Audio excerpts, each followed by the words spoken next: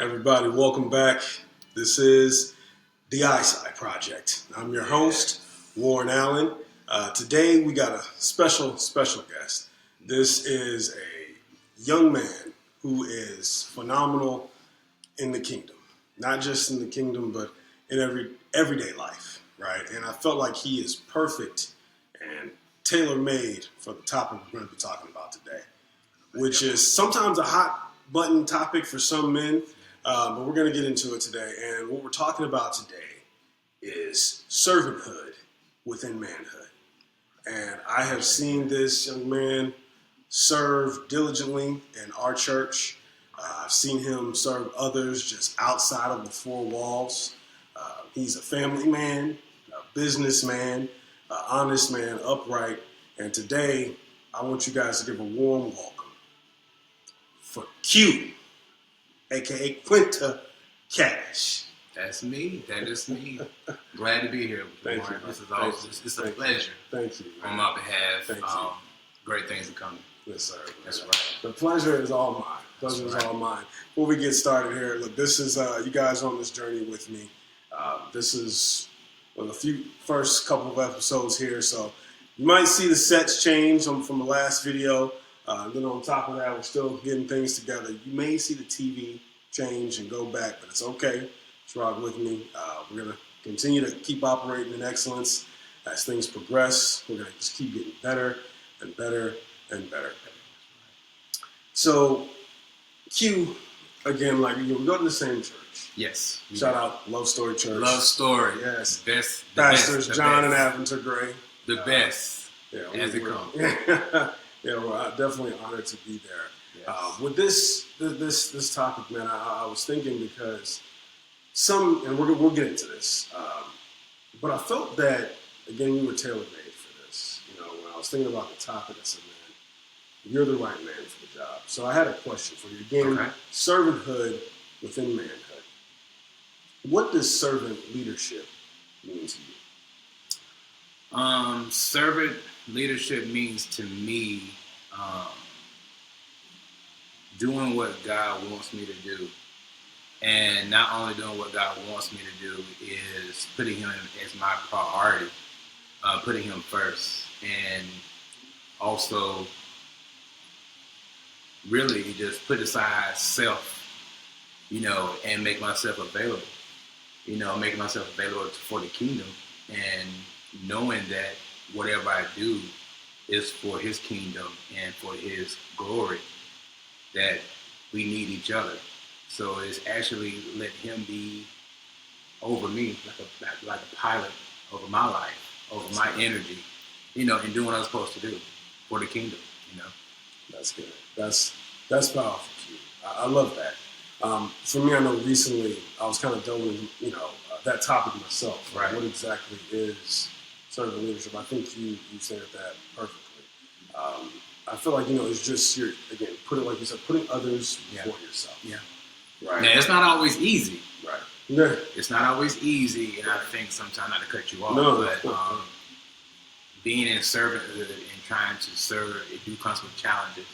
It does come with sacrifices and some things you have to make. Like, okay, I'm gonna serve regardless whether it's gonna cut me or it's gonna hurt me. I gotta make myself available. And I think being a man of God and trying to serve the kingdom, he never said it's gonna be easy. Right. So you're gonna have trials and tribulations and stuff like that. You gotta look beyond that, knowing that there's a blessing on the other end by you being obedient, and not making a sacrifice. Amen to that. So yeah. You said something. You said something that was kind of key there. Sometimes you might get cut on the way. Like I remember my bishop, previous pastor, late pastor, he talked about sometimes leading while leading, right? Being able to, kind of, as this expression goes, take a licking, but yet keep on taking. That's right. Right? Like, there's times as a leader, definitely as a man, all these things wrapped up in one, especially a servant leader. Right. You might be tending to the needs of others, helping leading others, while you have some in the midst of your life going on. You might have some things going on that you might get cut, but it's also important not to bleed on them. That's right. It's like there's kind of a fine line between, letting them see some of your vulnerability at times. And I was recently, actually, it's funny because I had this conversation with some people at work. So we're talking about team building, right? And they were talking about, because even though it's a corporate setting, I do commend them because actually the term and, the ideology of servant leadership comes up with, what I do. And they talked about, even though you have some personal things going on, go uphill with your problems. When I mean uphill, you talk to your leader. You should never talk to the ones that report to you necessarily about personal things that's going on within your life. Right? Like, how have you ever had to balance in terms of like leading while leading? Like you said, like you've been cut a little bit, you have some personal things going on. Has there ever been like a challenge that you faced? How did you do that without necessarily being transparent, but yet not bleeding on everybody? Man, and how much time do we have? But I'm gonna tell you, that's powerful, by you leading and bleeding, because there are situations and there were times that when I stepped into leadership, stepped into serving or coming to church, period, and it just, I was just not depressed, but I was just in a place where, at a crossroads, and just trying to figure out what's next. I had a death in my family, or I had like financial issues, and I've learned to, like, whatever the situation is, I had to pray and ask God to give me peace. Yeah. And that's my first priority, is say, God, you're going to have to get me through this. And at the same time, it's had taught me to depend on Him more. Yeah. And also keep my connection with Him. And I knew whatever I was facing, whatever I was going through, I knew He's going to carry me through it. Because if He bring me to it, He's going to take me through it. And I know sometimes it's hard to feel like you're alone, you're by yourself. Because us being men, we carry a lot of hats. We got to be a brother, we got to be a father, we got to be an uncle, we got to be a provider, we got to be a leader, we got to be a server. So there's a lot of hats that we have to carry. But I've learned at the end of the day, that my help comes from God, And sometimes it's cliche, like, oh man, you always talk about God, but in the times we live in right now, it's it. Yeah, it's the only way. And I do believe when you say I gotta like pray up or lead up, I would have to go to God, man, and ask Him to help me get me through. And not one time He ever failed me. Yeah. And sometimes it's quiet, because when I pray to Him, ask Him the situation I'm dealing with, He doesn't answer immediately. Sometimes it's just quiet. And that's the moment of frustration comes. That's the moment where you get impatient, wondering, is He listening? Yeah. And then on top of that, this thing that you're praying about, and here's my brother Warren, God answered his prayer just like that. You're like, okay, God. Now, I've been praying for this last 16 months. Yeah. And you ain't answering out that prayer yet. But then here go Warren pray about it on Wednesday. You answer his prayer on Friday. But so at the same time, when I see things like that, it lets me shout and give praises to God for you. Yeah. Because sometimes God is testing us. Okay, are you going to shout for your brother? Right. So I had to learn and say, let me give my seed to Warren, because God is opening doors for you. Even though I'm still in the hallway, still asking God, when. But God came through for you. So I got to, put myself aside and praise God for you. And then 9 times out of 10, He ain't forgotten me. It's just that our mindset thinking that, okay, God, we want it right then, we want it now. Like a child. It's like a kid, So we are His children. We are His children. I'll just comment on that. I'm gonna say 10 times out of 10. Yes. He never forgets you. Never. Not one time. But I'm glad you said that. I'll be honest. There's a moment I'm actually thinking about where this was years. It was actually before I came to Greenville. I didn't know where I was going. Right. So we were moving out of the house we're in. Mom was actually leaving to come up here. Right. And I didn't know where I was going yet. And during this time, I kind of stayed quiet, trying to figure that out, praying to God. But then a friend of mine he was actually in the process of going. He was moving, right? So he was like, man. He asked me, like, Warren, pray for me, if I get this house. And kind of what you just said, I'm sitting here thinking to myself, I'm like, he asking me to pray for him to get a house. And I don't even know where I'm going next. And so that was a prime example of that. I'm glad you brought that up. That was something. It felt like you being belittled or you looked over. Yeah. But again, it takes me right back to my first point that I had to realize that I'm doing this for the glory of God. Yeah. And it really it cuts on you. It cuts on you, and if you have any pride, any kind of self-value, this is the road to go down. Because I'm telling you, when you pray, ask God to give you the strength to be a servanthood and to lead His people, there are going to be situations going to come about where it's going to test every area in their servanthood. And me being in leadership, me serving for the kingdom, I experience I'm not going to say every area, but I experienced a good bit. And I had to remember that it's not about me. It ain't about my flesh. It's about Him. And but at the end of the day, He gets the glory. So sometimes it doesn't work as smooth as like you want it to. Sometimes it's a challenge, but it really grows us up and it mans us up to what we need to be.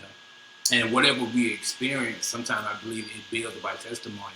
It adds value to our testimony because God knows who He can trust with His biggest battles. Yeah. So sometimes it feels like He gives you the biggest battles because He knows you're gonna get the glory for it. And once you get the glory for it, He knows you're gonna give others the glory. The reason why, but if you know it's not about you, it ain't about me. It's about what God did through us to get to the other person. Yeah. So yeah, that's powerful, man. Yeah. I think that was so good. I think that was powerful. One of the ways I'm sitting here thinking, as you were answering that, I'm thinking about how I've watched others and how that made me change, like, my view of being a man in terms of the area of serving. Like, I think that does tap into. I feel like as I've gotten older, I feel like there are levels of manhood. Yes, so to speak. Absolutely. There's levels. What I mean by in one of those, especially when you start to hit that point where it's not always about you. Now, everybody who's listening to this, every brother might not have a family or a wife yet. I'm not married yet. Q's not single. He's not married yet. Exactly. However, there are still times when you can find yourself putting others before yourself. I remember when she was my great aunt, all the greats, making it simplifying. She was the sister of my great grandmother. Okay. And she came to live with my mom, and I was caregiving for her for a while. Okay. And man, I'm gonna be very transparent. That was, looking back on it now, I am completely honored to have served, part of my living bloodline. Yeah. Right, it was my Aunt Dorothy.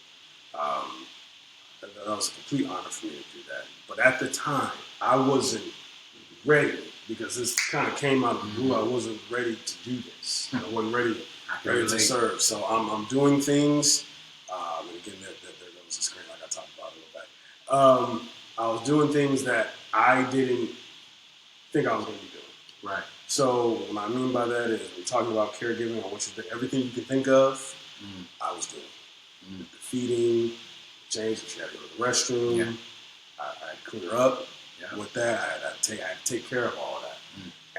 And in that moment, I was like, how am I going through this? I'm like, I'm not feeling this.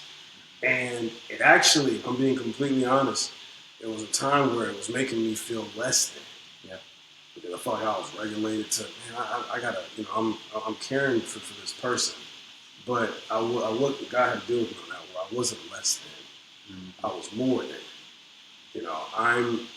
He's entrusting me with the responsibility of building my character by serving somebody else. That's good. Taking care of somebody else's needs first. It's like pruning season. Yeah.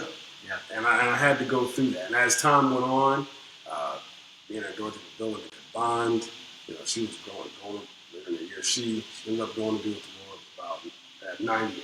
Oh wow. Yes, right before, not too much before she hit 100.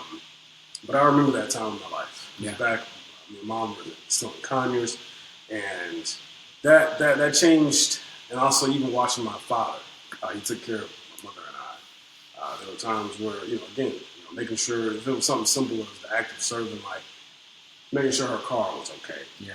Taking care of that stuff and necessarily doing things without her asking. That kind of changed my view of letting me understand that part of being a man is just not always about self. Yes. And our Lord and Savior modeled that. He said, Yeah. he didn't come to be served, but to serve. Now Yeah.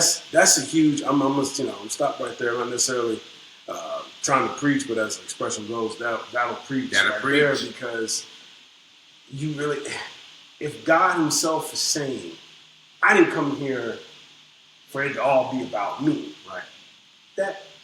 Then what makes you think? I gotta, fellas, we gotta work on that. Yeah. What makes you think that in your life it is always about you all the time? This is gonna lead me into my next question.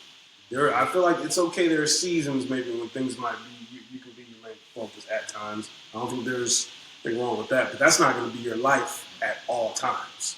And as you start to navigate different levels and seasons of man, especially when you have your own family, and even before that, God might give you assignments where you're not necessarily focused on you first. Yeah. You got to focus on somebody else. And that's going to bring me to my next question, Q, is why do you think some men have a problem serving others? Ooh. I think one of the main problems, most men have a problem serving others because they may not admit it, but there's a pride issue. And I feel like some guys feel entitled to. They feel like they should be served versus serving others. Yeah. And I think right now with this Generation Z, Generation X, whatever you want to call it, but we in the world today where very few people wants to give, but nobody wants to have time to receive. So everybody wants something, want. But when it's time for you to give so you can get that want, they know where to be found, Before everybody has time to receive, they don't have time to give. Exactly. So I think that's what we live in right now, and I think God is really trying to raise up the men to the alphas as dominion, as what our pastor been teaching us, is that take lead your home, lead your families, take that role, that leadership. And a lot of guys, and I think, and for me, for myself, a lot of guys are burned out. They burn out. They try, like with me, I'm not gonna lie, like with me, I'm single, I have no children, but at the same time, I'm taking care of my mom. I'm taking care of my sister. She got 5 kids, and they all live with me in my house. So I had a plan to have this nice house and to build on it, and thinking that this is how it's going to be. But our plan is not God's plan. Gotcha. I'm gonna cut you off right there. I'm just gonna brag on him for a minute. Don't do that. Yes. Every Sunday, I'm there. Every time I'm in service, Q has his nephew with him. I remember the first time, because I didn't know. I was like, man, I didn't know if he had like a son. I didn't know about it. I just didn't know. But no, this is his nephew. Yeah. And when I tell you that little boy is going to be, already is, I can just tell he's a powerhouse. But on top of that, it's the fact that, here again, this is why I feel like this was perfect for you. Like, you lead by example with servanthood within manhood. He takes care of his nephew and his other nephews, nieces, sisters, mom, as that's his family. And he looks after those children as if they're his own children. I thought, by the way you were carrying yourself, by the way he responded to you, I'm thinking this is his son. Yeah. Like, I'm like, oh, this is his son. But I'm like, this is his son, obviously. Yeah. It's his nephew. my nephew. That says a whole lot about your character and beyond. Yeah. So I just wanted to kind of, like you said, they live with me, yes, and he walks that out, and he walks that out in humility. I just wanted to say that. Go ahead, bro. Yeah, but I appreciate that, Yes, sir. Warren. But it hasn't been easy. When you, like I said earlier, when you feel like you got everything mapped out, you got your puzzle piece together, you think this is how it's going to be, and then here comes God, throw this curveball. Yeah. You're like, okay, God, what we doing? So now, they moving in with me, which my mom did with me since day one. And then I had another sister, she passed away, so that was unexpected. So there's a lot of times where it man you up and growing you up, but at the same time, you wonder how much can you bear because it gets heavy. Because now you're trying to prepare, you're trying to go to work when you're tired and exhausted, and you come home and you don't have any kids, but you're in the active role as a father, as a leader, because now they are sponges. So they watch everything you do. Like my nephew, like you just said, he's on this thing now. He wants his hair cut every 2 weeks. When he going to a birthday party, he think he should get something new too. Yeah. And I'm trying to teach him, you're here to serve somebody else. Give the gift. Yeah. Now it's not about you, it's about them. So I'm teaching him that as well, but it's a blessing because a lot of times you thinking that you're helping his children, but God's really teaching you at the same time. He's pruning you and getting you ready for something else. Yeah. And I had to learn that because not that I felt like God has forgotten me, but it puts you in a season like, God, when is my time going to come? Like I'm being patient. I'm doing what I'm supposed to do. I'm sowing seed. I'm going to church and I'm serving, sun up, sun down, taking my last, and I'm giving, I'm sowing the seed. And I'm thinking, God, when is my time going to come? But at the same time, as me waiting, I can't lose my focus. Yeah. And I think a lot of guys right now are men, period, they just in this place where they're just tired and exhausted. They've been fighting the battle so long, trying to provide and trying to make a living. And in the world we live in, as being a black young man, it doesn't make it even easier. So you get challenged, you get stereotyped, all about the culture, but we making it, but it ain't easy, but we making it, That's, well, you said a mouthful with that. Y'all put in the comments, man, in the chat, what are some of the things you're dealing with, right? Like, you might not want to get, but this is what the space is for. Be honest, be transparent. And then on top of that, I would admonish you guys, fellas listening to this, talk. Yeah. Find somebody else, because I guarantee you. See, this is why isolation. That's a tactic of the enemy. And sometimes we do it to ourselves. Mm-hmm. This is why you need to talk to another man. Yes. This is why you need to. This is what this is about. As iron sharpens iron, so one man sharpens another. That's right. You're not going through that by yourself. There are times I'm feeling exhausted with things I got to do. You're right. Got to wear multiple hats. Yeah. And I think, not to cut you off, but brotherhood is so imperative, so important right now, and because you do get tired. And I feel like sometimes we're all iPhones. Yeah. We download, we upload, and but at some point you gotta take that phone and turn it off and let it reboot and reset and rejuvenate. And I think with us men being who we are, being providers, being leaders, being captains, being champions, being world changers, you get tired and get exhausted. And so this topic, just the name, iron sharpens iron. So when I feel my energy is gone, I need to tap in. Yeah. I got found Warren. I got found my brothers. Look, man, I'm going through. It's been a tough week. The bank account ain't looking right. Bills are piling up. Stuff going on at home. This and that, this. But at the same time, I can't lose focus. So I might need my brother to tap into me and say, "Hey, man, don't lose focus. Let me pray with you. Let me agree with you what God can do." Like we go to Scripture, just speak life. And bring when I'm down, when my energy is down, it's up to me to look to my brother, give me strength. Yeah. So I can come out to you to a nice personal setting to get strength, take the strength back home to my family.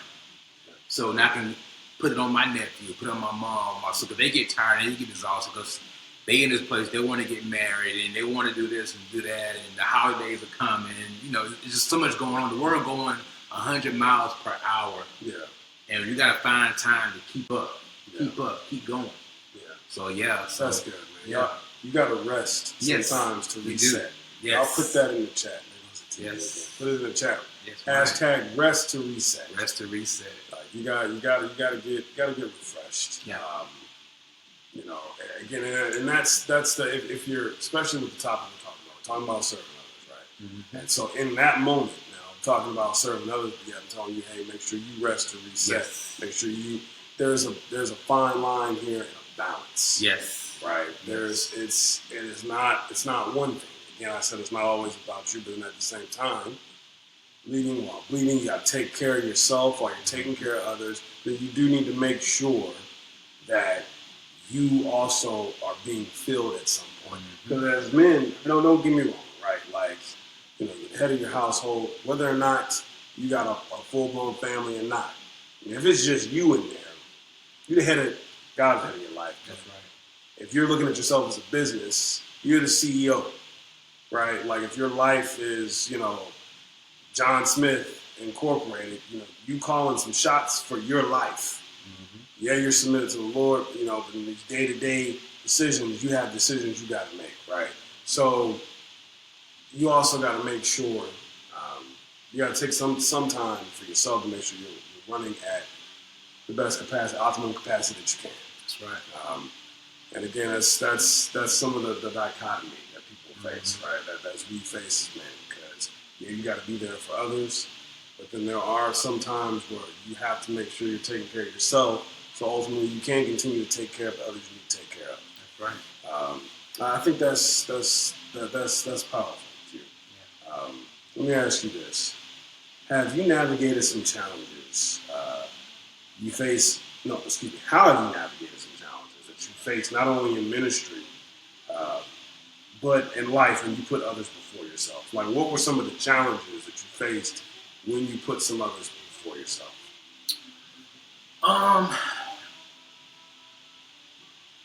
Loss of friendships. Sometimes people doesn't when you actually pray and actually have a prayer life, and you find time to pray, and you in your season in your life where you depend on God, and decisions that you make is based on what God's telling you to do. Sometimes those friendships gonna feel like they've been cut off, or they don't agree with it. So sometimes as a man, it almost puts you in a place where you feel like you're alone. You're by yourself, because not everybody's going to agree with you what you're doing. And when you're focused on God and you let God lead you to do whatever you got to do, whether it's ministry or home or making some type of a family decision, you know, you put God first. And sometimes people don't understand that. And so, and people, a lot of times it's friends, you know, and they're thinking, oh man, why'd you go here? Or why'd you give them that? Or I thought you were going to do that for me. You didn't do it for me, but you did it for them. And you got to realize you're doing what God wants you to do. So sometimes it puts you in a situation and you got to explain yourself like, look, man, it's nothing against you. This is something I felt in my heart that God's telling me to do. And sometimes they don't understand that, you know, and they make them feel some type of way that you cutting them off, and you're not. And you trying to do what God's telling you to do, because at the end of the day, you don't want him whooping on you. Yeah. So you're going to do what he say. So sometimes with that being said, you're going to find yourself friendless. Them friends going to get cut off. There's co-workers may feel some type of way about you. And so sometimes you got to just pray about it, put on the whole full armor of God, and just move forward, you know. So when those challenges come, it's not because of is leading you to a place where you feel like nobody's there, but it's God is getting you ready for something else. And a lot of times your surroundings don't understand that, you know, and sometimes you feel like you're on an island by yourself. And that's, in so many ways, I feel like that right now, because there are certain situations or certain things that goes on in life. And I just pray as God, my discernment kicks in. everything ain't for everybody, so it ain't for me. So I feel good not going, or I feel good not to be there. Yeah. And some of my friends thinking, "Oh man, I thought you was going." I said, "No, I never said that." It just said I'm in a point in my life where I got to make sure this is what God wants me to do. Yeah. Like whether it's sowing seed, whether it's giving, because somebody asked me they won't, and they know you got it, and they say, "Man, I need to be borrowed." Okay, I may have it, but I gotta ask God that. Because God could be trying to teach you a lesson, and maybe God want me to step back and let you learn your lesson. So if I step in and intervene and give, then you're not learning your lesson because I got in the way. So now God gonna get me too. Okay. So, but yeah, there's certain things like that I had to alternate or try to figure out a way to get around it, or but that's life. Life is life. That's good. I think that's like one of the key takeaways from that. Sometimes, right, like people that might be around you, if they're seeing you make certain decisions, again, question in terms of like challenges you might have faced when you're putting others in front of yourself. That was a good one. Like certain friends, right? There's a whole lot we can say about that. There's a whole lot of now you start giving where do you put people in your life? The late pastors talk about outer court, inner court, holy of holies. So it's like, when you start putting these people in their categories of who are they in your life? Are they outer court, inner court, like they're really like, they're good, tight, and then there's the holy of holies, like who's really with you. So in terms of that, I would say the people, those that are really for you are for you. That's right. So you have to understand sometimes it's not just church talk. This is real. Some people are seasonal. Yes. Every guy you meet, every lady you meet, every person you meet, not going to be your best friend for the rest of your life. Not going to be friends for the rest of your life. I've had people that were friends and I was friendly with and fine with for a season, a time in my life. That's right. And while I'm saying all that, tying that back in, saying like if you find that when you're making those sacrifices of helping others, like especially during servanthood, and if that rubs some people the wrong way for whatever it is, like maybe you didn't allocate time to me when you were doing this, right? When you were doing that. But if the this and the that is something that you feel like God is called to do, depending on whatever it is, especially again, we're talking about servanthood through manhood.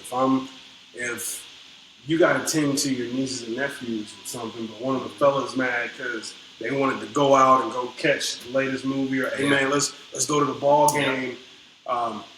Sometimes we got to lock in to what's really important. Prioritize, yeah. Like, and again, all of this stuff is a balance.